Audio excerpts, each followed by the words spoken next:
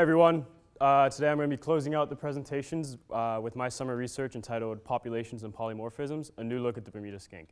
And I just want to start by saying that what is pictured behind me is one of the rarest animals left on the face of this planet. And it was really an honor to be able to work with the conservationists and the ecologists that had dedicated their lives to saving the species. So to start, Pleistocene longrostrus, or the Bermuda skink, is a very unique species to study. They're endemic to the island of Bermuda, meaning they can only be found on this one island. And within Bermuda, they're only found in this one small location called Castle Harbor. And Castle Harbor is made of many small, tiny islands, much like this one, Southampton Island.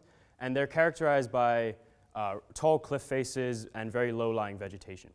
So to give you an idea of what I was actually doing this summer, it involved me and my PI climbing into our high-tech research vessel, climbing up this rock face, and looking for these little lizards.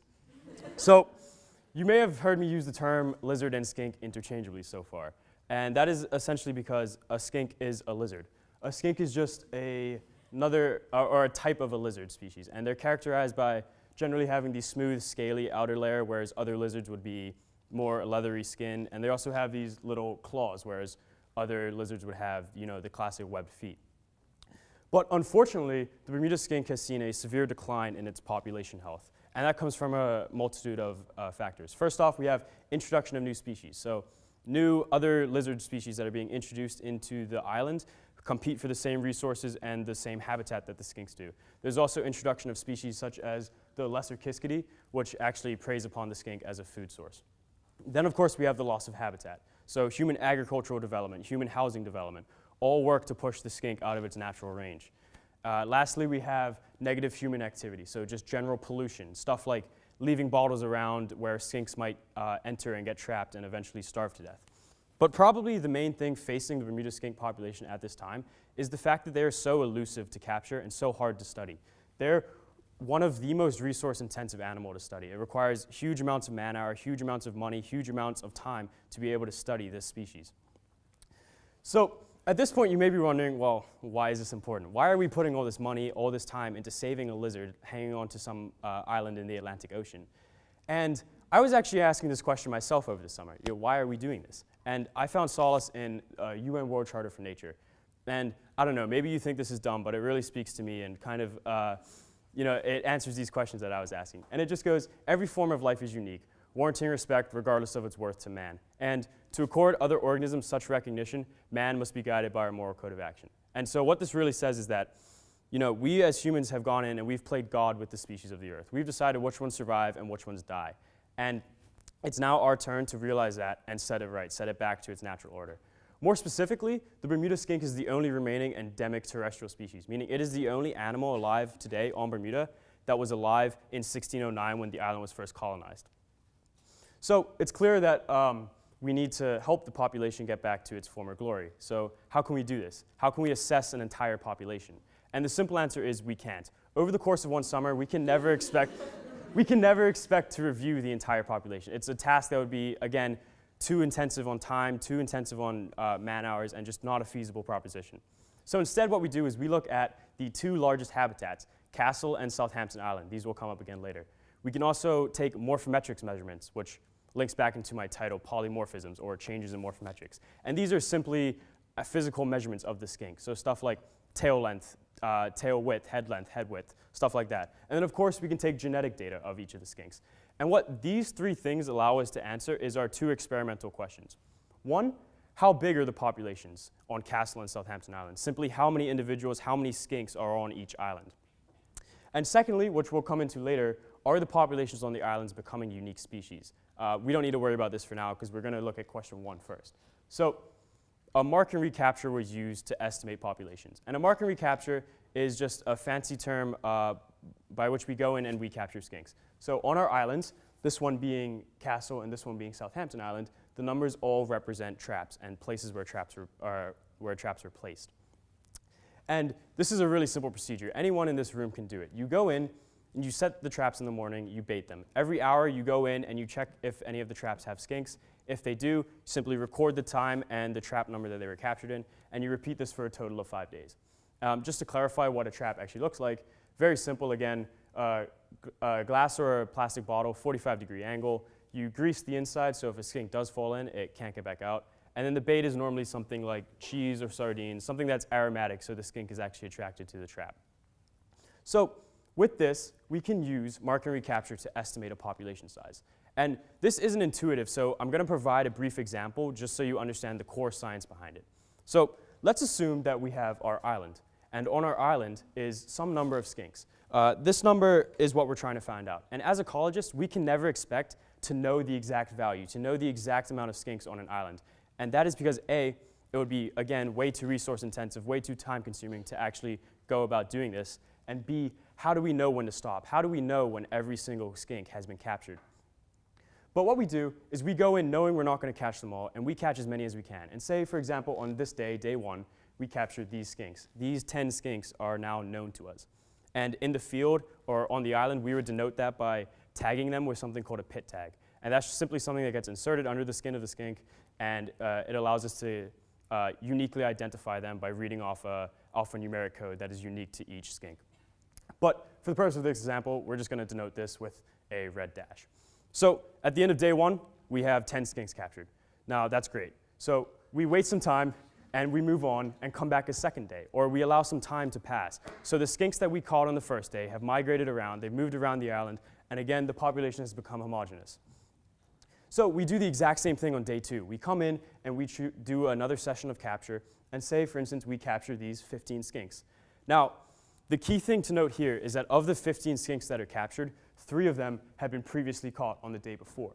So with this information, we can do something called a Lincoln-Peterson index. And this is just a fancy formula with some variables that we can plug into our values and get an estimate of the population. So what we're trying to solve is capital N, the total population. And what we need to realize is that the skinks that we captured on the first day, this 10, is some proportion of that entire population. So little n over big N must be a proportion. And if we can find that proportion, we can then solve back for capital N and get a population estimate. So the way we go about figuring out this proportion is looking at the results from day 2. We say that little k over big K, or the 3 that were previously caught and caught in the second trapping session, over the total caught in the second trapping session, is 3 over 15, or 1/5. So then we can go back and say that, hey, these 10 that we caught on the first day must therefore represent 1/10, or 1/5 of the entire population, sorry. And I'm sure a lot of you can do this in your head, but just for the sake, rearrange the formula, plug in our values, and we get a estimate of 50 skinks. Now, I'm not going to make us go back and count, but there were actually 49 skinks in the previous example. So as we can see, Lincoln-Peterson index allows us to get a fairly accurate estimate of the population size. So what happened when we did this in the field? Well, unfortunately, we saw a large decrease in the size of the population. So when we did it, we estimated there to be 150 skinks. And this is a large decrease from a 2001 study, which put the population size at about 500. Even more worryingly is that the values calculated for Castle Island were so small, there were so few captures and so few recaptures that the Lincoln-Peterson index didn't even yield a viable result. So we can therefore assume that the population must be incredibly tiny. So that answers our first question. How big are the populations? Southampton, 151. Castle Island, very small. And now we can move on to question 2. Are the populations on the islands becoming unique species? And in order to answer this, we need to look at something called allopatric speciation. And in order to understand this, we need to actually answer the question, well, what is a species? Now, unfortunately, the term species isn't widely agreed upon within the scientific community, but the one that we want to look at, the one that you're probably familiar with, is the reproductive theory of speciation. And that is basically saying that, okay, if one group of organisms can only breed with other members of that group, then that is a species. So for example, dogs can breed with dogs, cats can breed with cats, and we know that they're separate species because cats and dogs cannot produce offspring. So with that, we can look at allopatric speciation. So let's assume that we have our initial population, our one singular species. And through some kind of geographic divide, it is separated from each other. It becomes 2 distinct locations. Now, in our case, it's the ocean separating Castle Island and Southampton Island, but it could be anything from the formation of a river or the formation of new mountains. So over time, over the span of a couple of generations, we get isolated reproduction within each of the groups. And eventually, this can lead to two distinct species forming out of the one initial group. And this is going to be an issue for us because First off, we want to look at whether skinks can travel between the two islands, whether there is genetic data or genetic flow between the islands that would essentially remove this geographic divide. However, if this is happening, then this is going to have some serious implications for any kind of conservation efforts we want to employ, because it just makes it that much harder. And so how do we know if this is happening? How do we know if allopatric speciation is occurring? Well, first off, we can look at DNA samples. So if we see samples of DNA that are differing from each other from each island, so if Castle Island has significant differences than Southampton Island, that's an indication that speciation is occurring. But we can also look at morphometrics. Again, morphometrics are just the actual measurements of the skink, tail length, head length, and we could say that, hey, if these are also changing, it makes sense that speciation is occurring. So they can be used to corroborate DNA findings.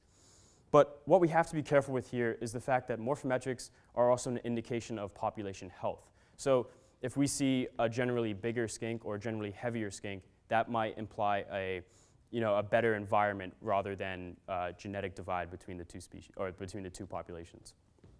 So what did we find? Well, when we did this in the field, unfortunately, morphometrics showed a significant difference. The skinks on Castle Island were 3 grams lighter on average than the skinks on Southampton Island. So we really need to make sure our genetic data comes in. Unfortunately, that's still undergoing investigation at the University of Kent in England.